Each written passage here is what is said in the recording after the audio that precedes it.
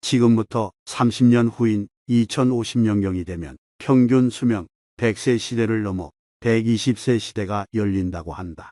지금부터 30년 전 1990년대의 평균 수명은 75세쯤이었다. 정열적이고 건강한 삶을 사는 지금 시기가 60부터라면 앞으로는 100살이 정열적인 시대가 된다는 말이다. 이제는 단지 오래 사는 것보다는 얼마나 건강하게 오래 사는가가 중요한 시대가 됐다.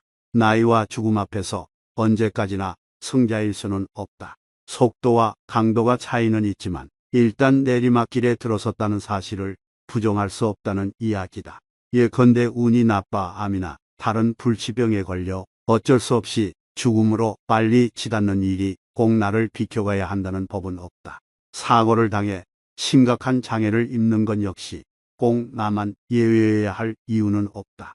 아프지만 있는 현실을 받아들이고 자신의 상황을 인정하는 것이 어른다운 일이다. 장애와 질병과 죽음을 피할 수 없는 상황인데도 마지막 순간까지 현실을 부정하는 것은 용감한 것은 아니며 자연의 섭리를 인정하고 인생을 달관하는 긍정의 여유가 또한 필요한 시기인 것이다. 나이가 들면 없던 병도 생기기 마련이고 젊었을 때 가졌던 것들을 하나둘씩 잃어가는 게 인생이니 그런다고 아쉬워하며 과거에만 매달려 살 일이 아니라 현실을 직시하며 받아들일 건 받아들이고 놓아야 할 건 과감하게 놓고 나이 들어감을 거북해 할 것이 아니라 오히려 즐기고자 마음을 먹고 행동으로 옮긴다면 내 자신은 물론이고 식구들이나 주변 사람들에게도 모두 좋을 것이다. 퇴퇴는 노인의 삶은 상실의 삶이라는 유명한 말을 남겼다. 사람들은 나이가 들어가면서 잃게 되는 5가지가 있는데 그건 바로 건강과 돈, 일과 친구, 그리고 꿈이라고 했다. 건강을 젊어서 다져놓는다고 해도 나이가 들어가면서 몸은 조금씩 자꾸 약해질 뿐만 아니라 그러면서 병과도 쉽게 친해지게 된다.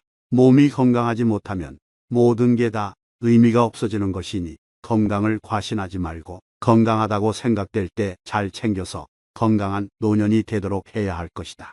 젊어서 돈을 버느라고 고생하는 건 넉넉한 노년을 위한 것이다. 그러니 나이 들어서까지 움켜쥐려고 못난 짓을 할 것이 아니라 가진 것을 어떻게든 의미 있게 쓰도록 마음을 다스려야 한다. 나이 들어서도 할 일이 있다는 건 축복이며 어떤 일이든 마음껏 할 수 있고 이왕이면 잘할 수 있는 것이면 더 좋을 것이다. 이 나이에 무슨 일 하면서 주춤거리지 말고 하고 싶은 일은 용기를 내서 할 수 있다면 자신은 물론이고 그걸 바라보는 주변 사람들에게도 기쁨을 줄 수 있다. 나이가 들어서면 할까 말까 하는 일은 하는 게 정답이고 살까 말까 하는 것은 안 사는 게 정답이라는 이야기가 있다. 항상 부지런히 움직이고 꿈이 가득한 멋진 목표를 가지고 살아가는 힘차고 건강한 노년이 되어야 한다. 팔뚝이 부러져 깁스를 한 다음 한 달 뒤에 풀어보면 팔이 가느다랗게 약해져 있다. 그동안 안 썼기 때문이다. 뇌도 똑같다. 반대로 몸을 계속 움직이면 뇌가 활동을 한다. 배고픈 채로 몸을 움직이면 뇌는 더 많이 활발해지며 활동하는 뇌는 사이즈가 커진다. 이는 동물 실험에서도 입증되었다고 하는데 모기를 적게 준 쥐가 더 똑똑하고 더 뇌가 크고 더 오래 산다고 하였다. 장수의 비결인 정신건강과 행복은 어이없게도 배고프고 몸 부지런히 움직이는 것에 그 비결이 있다고 하니 명심해야 한다. 세월이 가면서 하나 둘씩 곁을 떠나는 사람들이 생기고 그로 인해 고독해지기 쉽고 외톨이라는 생각에 힘들어지게 된다. 그래서 나이 들어 어울리는 친구가 있다는 건 매우 중요한 일이고 그런 친구들을 위해 시간을 내고 정성을 들여야 할 뿐만 아니라 거리낌 없이 지갑을 열 수 있어야 한다. 나이가 들수록 입은 닫고 지갑은 열라는 이유가 거기에 있는 것이다. 퇴퇴는 젊었을 때의 꿈이 현실적인 거라면 노년의 꿈은 내세에 대한 소망이니 그 꿈을 이루기 위해서 종교를 가지고 자기 성찰을 하는 명상의 시간을 가지라고 했다. 마음속에 들어있는 것은 행동함으로써 이루어지고 실천하지 않으면 아무것도 달라지는 것이 없다고 했으니 그 5가지에 대해 더욱 진지하게 생각하고 조금이라도 더 오래 유지할 수 있도록 해서 좀 더 풍요롭고 아름다운 황혼이 된다면 그야말로 축복받는 노년이 될 것이다.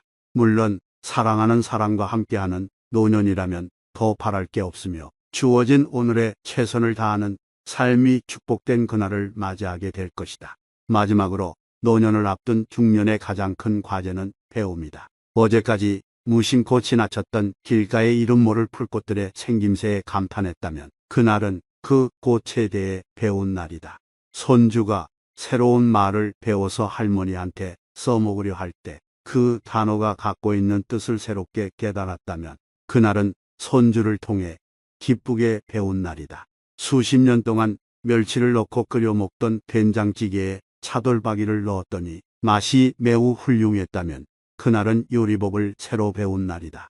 젊은이들이 등장하는 오디션 프로그램을 통해 과거의 노래를 새롭게 해석하는 법을 따라하고 있다면 그날은 그 노래를 새로 배운 날이다. 이렇게 하루하루 무언가를 배워간다면 매일이 새롭고 즐거운 날이 아닐까. 죽는 그날까지 아픔을 배울 수 있고 병원 생활을 배울 수 있고 진통제 맞는 법을 배울 수 있고 의사와 간호사에게 감사함을 표현하는 법을 배울 수 있고 마지막 순간 한 번도 경험해보지 못한 죽음을 배울 수 있어 감사하다면 죽는 그 순간까지 배우는 즐거움을 만끽할 수 있지 않을까. 오늘 영상을 보신 모든 분들의 하루하루가 행복하시길 진심으로 바라겠습니다.